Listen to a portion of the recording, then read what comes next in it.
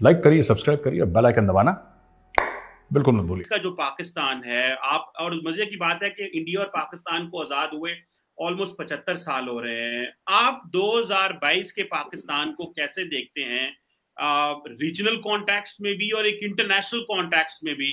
अगर हमें बताएं कि इन टर्म्स ऑफ हमारे यहाँ कितनी पॉलिटिकल स्टेबिलिटी है, क्योंकि डिक्टेटरशिप चली गई है, डेमोक्रेसी है, पावर ट्रांजिशंस हो रही हैं, इकोनॉमिकली हम कैसे हैं और सोशली हम किधर खड़े हैं, और हमारा इंटरनेशनल ग्लोबल स्टेज में, और आप क्योंकि वॉशिंगटन डीसी में बैठे हुए हैं तो आपको एक होलिस्टिक पिक्चर भी पता है, तो काइंडली जरा बताएं, where do you find Pakistan after 75 years? Thank you Cheema साहब। सबसे पहले तो मैं आपके देखने वालों को मेरा बड़ा प्यार भरा सलाम, प्यार भरा प्रणाम, नमस्कार, और दूसरा एक बड़ी निगी जी सत श्री अकाल।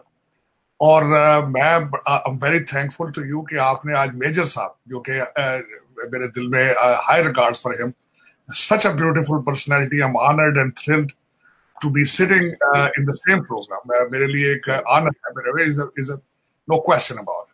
अब जो क्वेश्चन आपने मुझसे पूछा चीमा साहब, देख ये क्वेश्चन इस पे किताबें लिखी जा सकती हैं कि 74 साल के पाकिस्तान के साथ क्या हुआ है, आज कहाँ खड़े हैं, रीजन में क्या हो रहा है।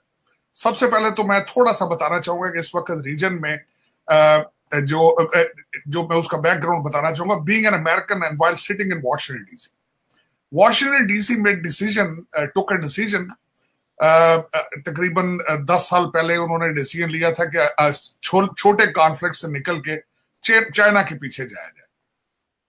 और आज उस रीजन के अंदर जो कुछ हो रहा है, उस पॉलिसी का एक काफी इम्पैक्ट है, क्योंकि इन्होंने रियलाइज किया था कि इराक वॉर और लीबिया, उसके बाद अफगानिस्तान, इस पे America is burning their sources resources, लेकिन original threat is coming from China. तो उस तनाजर से जब देखा जाए तो उसमें इंडो पैसिफिक भी उसी में आ जाता है, क्वाड भी सारे उसी में आ जाते हैं, आज I2U2 भी उसी का सिलसिला आ जाता है।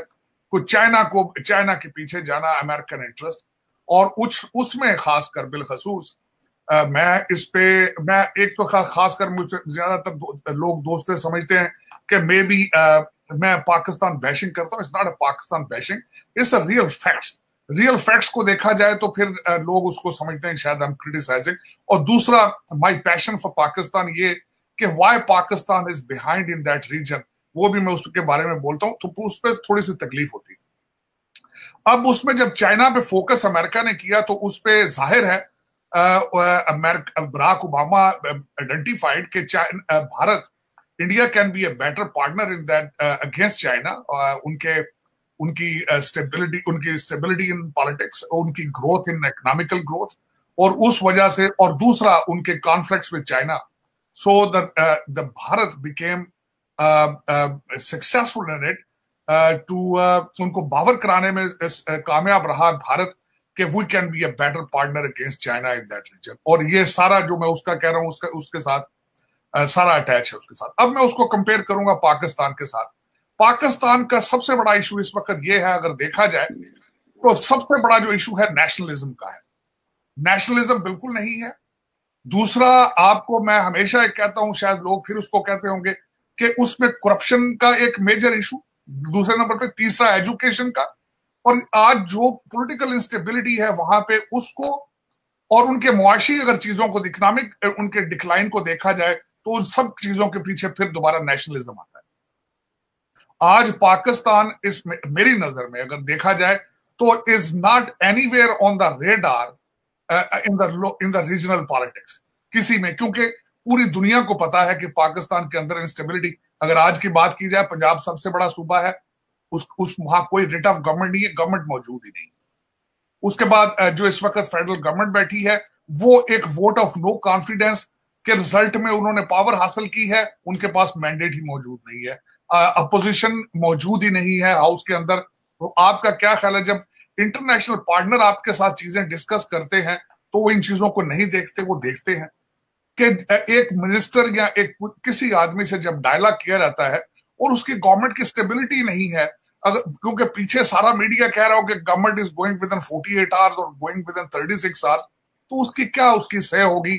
आप IMF के लिए उठते हैं तो वहां से अगर इश्यूज आते हैं तो चाइना के पास जाते हैं, चाइना के बाद उठते हैं सऊदी अरेबिया के पास जाते हैं पैसे मांगने।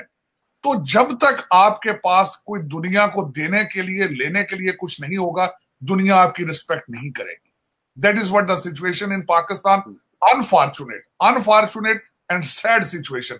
इसमें मैं किसी चीज को एग्जैजुरेट करने की कोशिश नहीं कर रहा हूं। Facts are facts. मुझसे अगर कुछ दोस्त या लोग इसमें एग्री नहीं करते तो दे कैन गूगल थिंग्स। मेरी भी इंफॉर्मेशन कोई एजेंसियों की इंफॉर्मेशन नहीं है, based on my own research है। तो उसके मुकाबले में दूसरी साइड पे बल्कि अगर किसी वक्त ये भी किसी आपके प्रोग्राम में करेंगे, और आई कैन डिफाइन कि भारत को पिछले 20-25 सालों में इस पॉइंट में पहुंचने के लिए क्या क्या चीजें थी जो इस पोजीशन पर लेकर आई हैं। अनफॉर्चुनेटली पाकिस्तान के अंदर वो नहीं है, होनी चाहिए। मैं हमेशा एक चीज को कहता रहा हूं कि नेशनलिस्ट मूवमेंट्स चली थी, जिसके रिजल्ट में डोनाल्ड ट्रंप आए थे, उसमें ब्रेक्सिट हुआ था, मैक्रा आए थे, अरब स्प्रिंग हुई थी, उसी का रिजल्ट में मोदी साहब आए थे, उसी के रिजल्ट में इमरान खान आए थे। लेकिन अनफॉर्चुनेटली कई ममालिक के अंदर वो जो नेशनलिस्ट मूवमेंट्स थी वो सक्सेसफुल नहीं हो सकी, और कई जगहों पे नेशनलिस्ट मूवमेंट अभी खड़ी है और वो सक्सेसफुल है। तो ये मेरा मुख्तसर सा ओपनिंग स्टेटमेंट थी। लेकिन ये कि further we will talk about more regional, जो खासकर जो since I am sitting in the US, हमारे Joe Biden on a trip of the Middle East, उनमें, और वहां उसकी सबसे बड़ी भारत के हवाले से इन्वॉल्वमेंट के वहां पे I2U2 का उनके ट्रिप के दौरान होगा। और उन्होंने जो आखिरी प्रेस कॉन्फ्रेंस में की, उन्होंने कहा कि चाइना और रशिया का एक वैक्यूम था, वहां पे मैं उसको फिल करने आया हूं। तो ये कई रीजनल चीजें नई डेवलप हो रही हैं, खासकर वेस्ट एशिया के हवाले से और इंडो पैसिफिक के हवाले से। बिल्कुल ठीक है।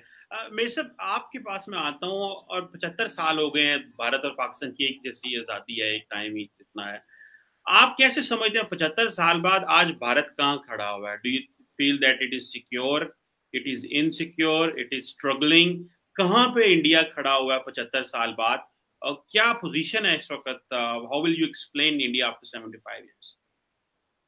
थैंक यू चीमा साहब शो पे इनवाइट करने के लिए। और मैं एक बात कहना चाहता हूँ, तारा साहब, ऐसा आपका कोई वीडियो नहीं है जो मैंने कम से कम 3 बार ना देखा हो। मैं आपको पहले बता दूं, 3 बार सर, रिपीट कर करके लूप पे सर।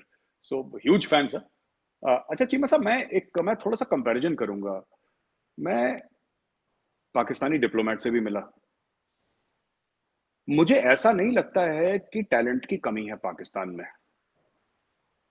मुझे अभी तक ये समझ में नहीं आया कि क्यों ऐसा होता है। Because I have seen people who are exceptionally bright in Pakistan, exceptionally bright। क्या हो जाता है वो लोग, मैं आपको छोटा सा एक एग्जांपल देता हूं चीमा साहब, फिर मैं आपके आंसर पे आऊंगा। जैसे कि हमारे यहां डॉक्टर जयशंकर हैं, जो इंडिया की फॉरेन पॉलिसी ड्राइव करते हैं under the guidance of Prime Minister Narendra Modi ji, ठीक है, और जबरदस्त काम कर रहे हैं, कभी यहां कभी वहां। ये सब जो भी आप देखते हैं उनका काम सबके सामने है। उनका एक ही फोकस है, वो पॉलिटिशियन नहीं है, उनको प्रधानमंत्री नहीं बनना, उनको किसी स्टेट का चीफ मिनिस्टर नहीं बनना, उनके कोई पॉलिटिकल एम्बिशंस नहीं है। उनका एक ही एम्बिशन है कि इंडियन डिप्लोमेसी को कैसे सक्सीड करवाना है और किस तरीके से इंडिया के मफाद जो है, इंडिया के इंटरेस्ट है, उनको टॉप पे रखना है। उनका बस सिंगल पॉइंट एजेंडा है। आपका इतना बढ़िया डिप्लोमेटिक कोर है पाकिस्तान में,